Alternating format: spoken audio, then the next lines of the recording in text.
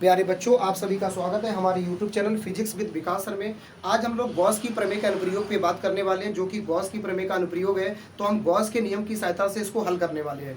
Heading के एक एक पोर्शन के अनुसार इसके हम शुरुआत करते हैं जैसा हेडिंग में बोला गया। लेकिन बेटा ध्यान रहे, ये क्वेश्चन पूरे 5 नंबर का है, बोर्ड एग्जाम के पर्पज से बहुत ज़्यादा इंपॉर्टेंट है। लगभग हर वर्ष, जी हाँ, लगभग हर वर्ष बोर्ड एग्जाम में ये क्वेश्चन आता है। आपके प्री बोर्ड में, टर्मिनल एग्जाम में, हाफ ईयरली एग्जाम में, इन सारे एग्जाम में और बोर्ड एग्जाम में भी ये क्वेश्चन देखने को मिल जाता है। तो याद रहे, केवल क्वेश्चन जब पेपर में आएगा तो ऐसी एक लाइन लिखी होगी और 5 नंबर का क्वेश्चन होगा। क्वेश्चन क्या होगा? अनंत लंबाई के एक समान रूप से आवेशित सीधे तार के निकट वैद्युत क्षेत्र की तीव्रता का निगमन करो, का सूत्र स्थापित करो, का व्यंजक प्राप्त करो। यानी जो हेडिंग लिखी वो तो क्वेश्चन होगा ही होगा पूरा। इसके साथ में लास्ट में 2-3 वर्ड विभिन्न प्रकार के ऐड हो सकते हैं। का निगमन करो, का सूत्र स्थापित करो, का व्यंजक प्राप्त करो। तो कुछ भी लिखा हो, हमें काम वही करना है। शुरू करें बेटा हेडिंग के अनुसार। जैसा हेडिंग में बोला गया, ये भाषा हमने लिख दी है लेकिन हम आपको भी समझा देंगे।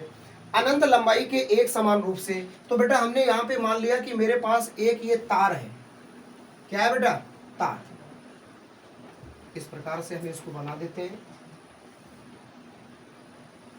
ये हमने एक तार बनाया और इस तार की जो बेटा कुल लंबाई है, वो तो अगर कुल लंबाई देखा जाए तो तार ये अनंत लंबाई का है। तो बेटा इसको आगे भी बढ़ा सकते हैं और पीछे भी बढ़ा सकते हैं, अर्थात ऊपर भी और नीचे भी। लेकिन हम परिमित लंबाई का तार मान लेंगे। हमने मान लिया एक जो तार है, इसकी सीमित लंबाई कितनी है? L।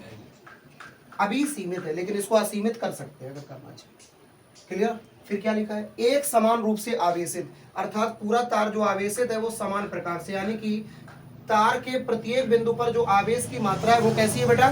समान। फिर क्या बोला गया? सीधे तार के निकट।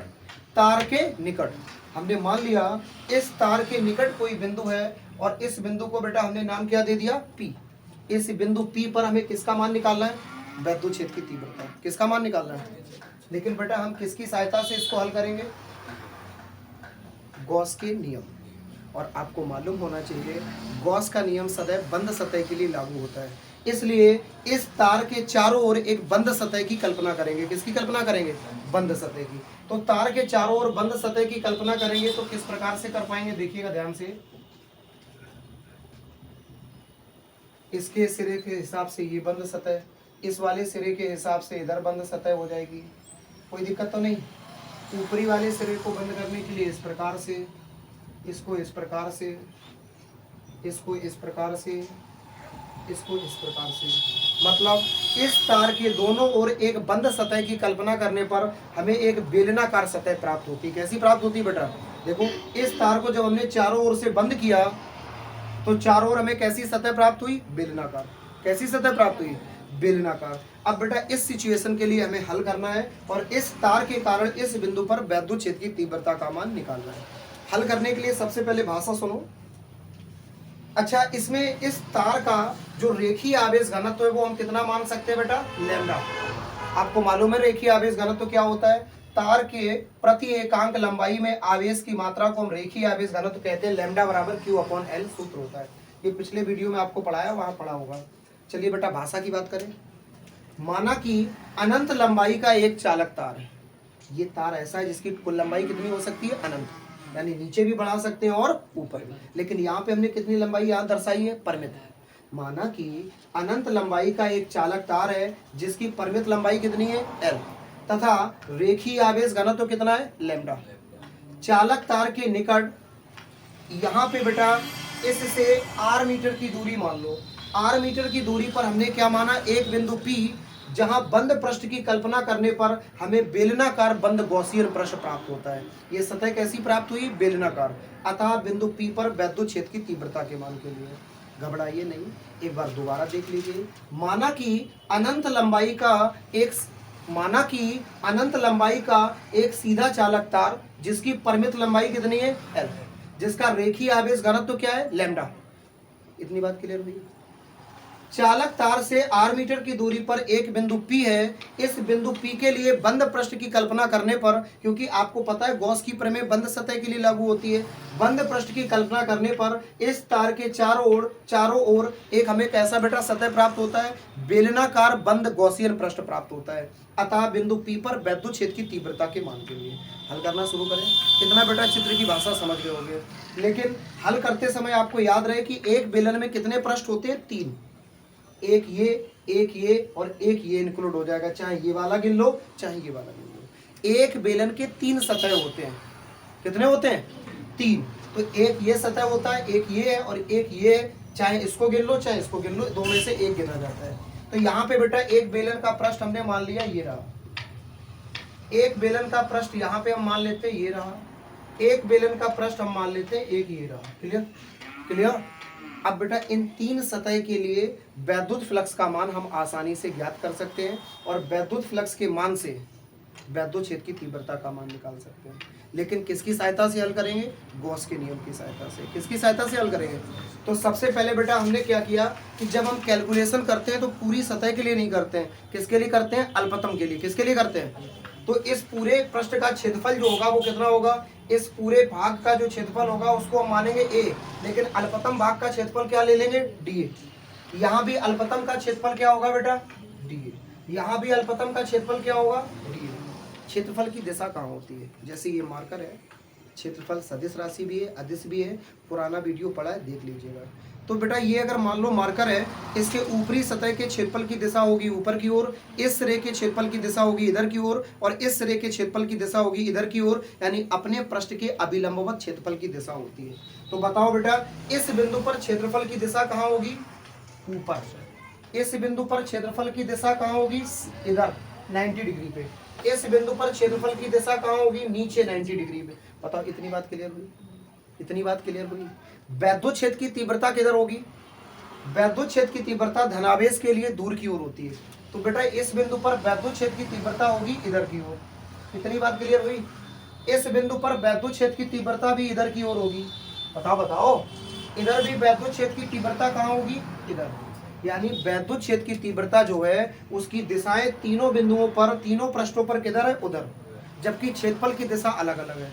ऊपरी पृष्ठ पर ऊपर की ओर, निचले पृष्ठ पर नीचे की ओर और इस पृष्ठ पर इधर की ओर। इतनी बात समझ में आई।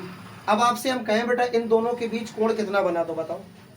एक है ऊपर की ओर एक है इधर, तो कोण कितना हो गया, यहाँ पे बेटा जो थीटा है वो कितना है, 90। ये दोनों समान दिशाओं में जा रहे हैं, दो समांतर रेखाओं के बीच में कोण कितना बनता है, 0।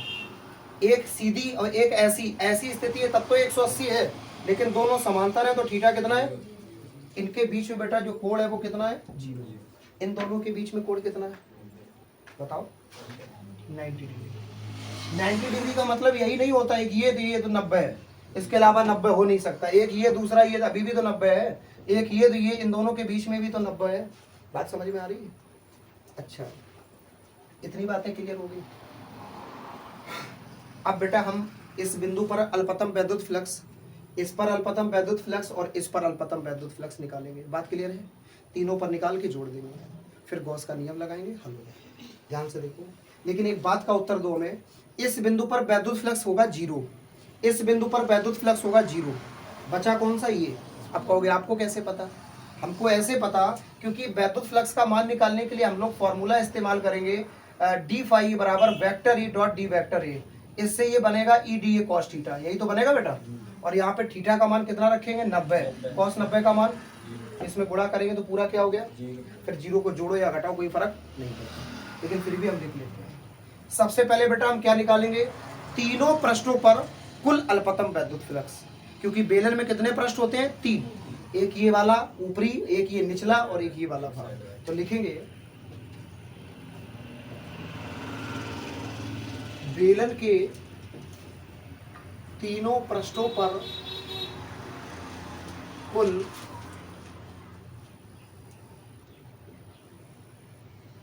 अल्पतम वैद्युत फ्लक्स। कौन सा फ्लक्स हुआ, अल्पतम वैद्युत फ्लक्स की कॉन्सेप्ट होती है डी फाई ई बराबर vector E dot D vector A. ये तो हो गया पहले पृष्ठ पर, प्लस दूसरे पृष्ठ पर भी तो इतना ही होगा, फिर से लिखेंगे vector E dot D vector A plus तीसरे पृष्ठ पर कितना होगा बेटा, फिर से वही होगा vector E dot D vector A. अब कहोगे सर तीनों में अंतर क्या है, दिशाएं अलग अलग है। इस पृष्ठ की दिशा वैद्युत क्षेत्र की तीव्रता तो तीनों में इधर ही है, क्षेत्रफल इधर ऊपर है, इधर सामने, इधर नीचे। लॉजिक क्लियर है ना। क्षेत्रफल की दिशा कहाँ होती है, उसकी अपनी सतह के लंबवत। क्लियर है ना। तो बेटा इस हिसाब से अब तीनों को हल करते हैं। हल करने के लिए यहाँ पे जो सूत्र लगाएंगे वो सूत्र बच्चा बच्चा जानता है, फर्स्ट ईयर में पढ़ा होगा मैथ में और फिजिक्स में। नहीं पढ़ा है तो अभी पढ़ लो। Vector A dot vector B बराबर होता है ए बी कॉस थीटा। इस बी को हम टाइटली बना देते हैं बेहतर तरीके से। इतनी बात क्लियर हुई बेटा। अब इसमें सूत्र लगा के तीनों को तोड़ दो। तो हम इसको तीनों को तोड़ेंगे तो फॉर्मेट बनेगी डी फाई बराबर, इसको तोड़ो बेटा, E D A cos theta. इसको तोड़ो ई डी ए, इसको तोड़ो बेटा। तीनों जगह थीटा के मान अलग अलग है। पहली स्थिति में थीटा 90, यहाँ पे थीटा 0 और यहाँ पे थीटा 90। मान रखो, मान रखेंगे बेटा।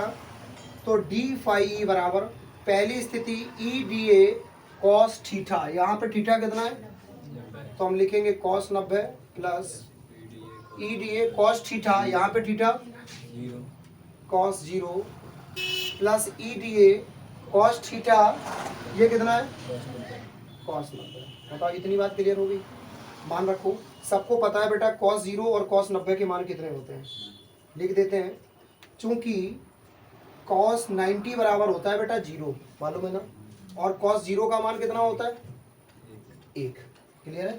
कॉस 0 का मान 1 होता है और कॉस 90 का मान 0, दोनों मान रखो। इसको ऐसे ही लिख लो।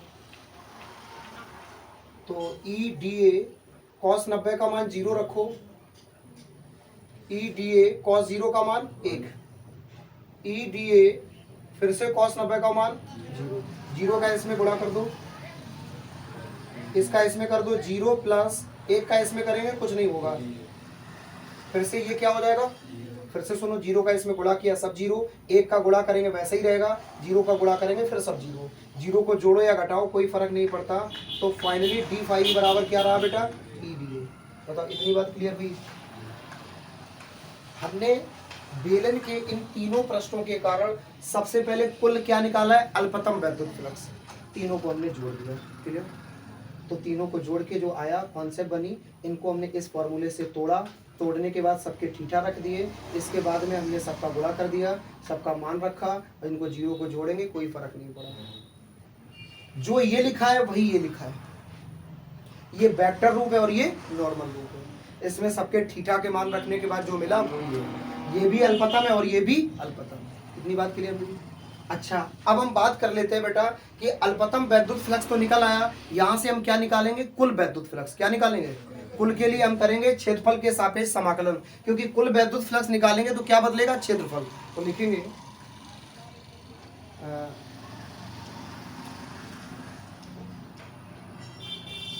कुल वैद्युत फ्लक्स के लिए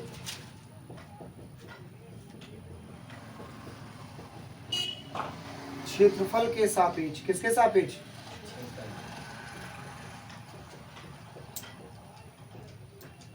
समाकलन करने पर। तो बेटा डी फाई क्या आ जाएगा, फाई, ये होता है अल्पतम और ये क्या हो गया कुल वैद्युत फ्लक्स।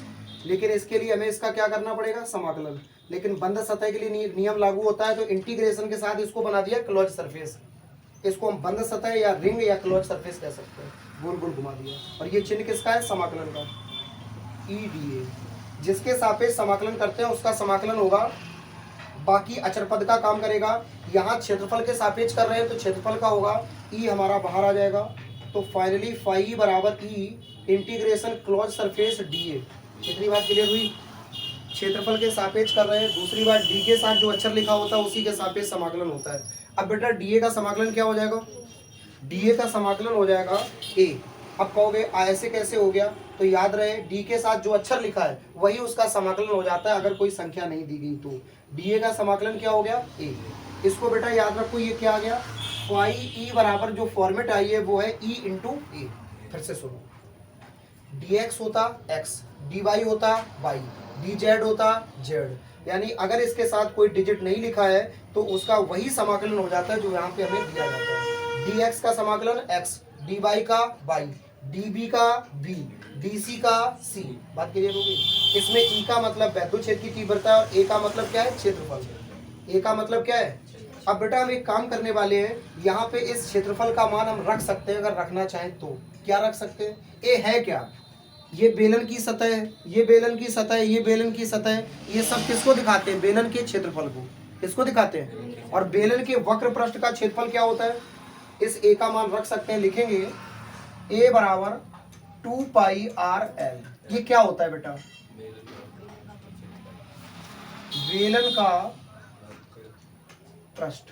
अब बेटा इतना मान रख सकते हैं, इस ए की जगह पे हम क्या लिख सकते हैं, तो सबसे फाइनली हमने लिख दिया यहाँ पे फाई बराबर ई से बोलेंगे नहीं, और इस ए की जगह पे क्या लिख देंगे 2 पाई आर एल। इसको मान लेंगे समीकरण नंबर 1। अब मेरी बेटा एक कॉन्सेप्ट हल हो गई है। सबसे पहले हमने क्या किया है, इस चालक तार के आसपास जो बंद सतह की कल्पना की थी, तो हमें एक बेलनाकार सतह मिली और बेलन के 3 पृष्ठ होते हैं। तीनों पृष्ठों के लिए हमने क्या निकाला बेटा, वैद्युत फ्लक्स। क्या निकाला, वैद्युत फ्लक्स। एक पृष्ठ ये, दूसरा पृष्ठ ये और तीसरा पृष्ठ ये। क्लियर। अब आप कहोगे चौथा पृष्ठ क्यों छोड़ दिया, पृष्ठ तो तीनों है, चाहे इस साइड का भाग ले लो चाहे इस साइड का, ये एक ही में ही गिना जाता है। आगे बढ़े। अब इसके बाद जो बेटा हमें क्या कॉन्सेप्ट अपनानी, वो क्या है कि एक स्थिति हल हो गई, हमने इस पूरे पृष्ठ के लिए वैद्युत फ्लक्स तो निकाल लिया, लेकिन हम किसकी सहायता से हल कर रहे हैं, गॉस के नियम की। गॉस की नियम लगाओ, गॉस की प्रमेय। तो लिखेंगे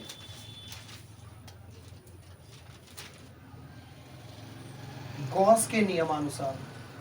यहां से बेटा नई शर्त लग रही है, इस कॉन्सेप्ट को थोड़ी देर यहीं छोड़ दिया है। गॉस का नियम होता है बेटा फाई बराबर क्यू अपॉन एप्सिलॉन। ये सूत्र होता है गॉस की प्रमेय का। इसमें बेटा अब इस गॉस की प्रमेय को इससे कैसे जोड़े, इसके लिए कॉन्सेप्ट अपना सकते हैं। इस चालक तार के रेखीय आवेश घनत्व लैम्डा को हम यहाँ पे ला सकते हैं। कैसे ला सकते हैं, आपको हमने एक सूत्र पढ़ाया था, लैम्डा बराबर क्यू अपॉन एल। अगर यहाँ से हम क्यू का मान निकालेंगे तो एल कहाँ आ जाएगा, मल्टीप्लाई में, यानी लैम्डा इंटू एल बराबर क्या लिख सकते हैं, बताओ ऐसा लिख सकते हैं, लैम्डा इंटू एल बराबर क्यू। यानी फाइनली हम क्यू की जगह क्या लिख सकते हैं, लैम्डा इंटू एल लिखेंगे। चूंकि Q बराबर लैम्डा इंटू एल कहां से आया मालूम है ना, रेखीय आवेश घनत्व के सूत्र से, लैम्डा बराबर Q अपॉन एल। और अगर हम बेटा Q का मान निकालेंगे, L कहां आ जाएगा, मल्टीप्लाई में, यानी लैम्डा इंटू एल की जगह पे क्या लिख सकते हैं, Q। लैम्डा एल की जगह क्या लिख सकते हैं, तो हमने रूप बदल के लिखा, पहले ही हमने रेड मार्कर से लिखा है, चूंकि Q बराबर फॉर्मूला ही होता है लैम्डा इंटू एल। कोई दिक्कत तो नहीं बेटा। तो गॉस की प्रमेय में Q की जगह मान लिखो, गॉस की प्रमेय में Q की जगह मान लिखेंगे तो फाई बराबर Q की जगह क्या आ जाएगा बेटा, लैम्डा इंटू एल बटे एप्सिलॉन।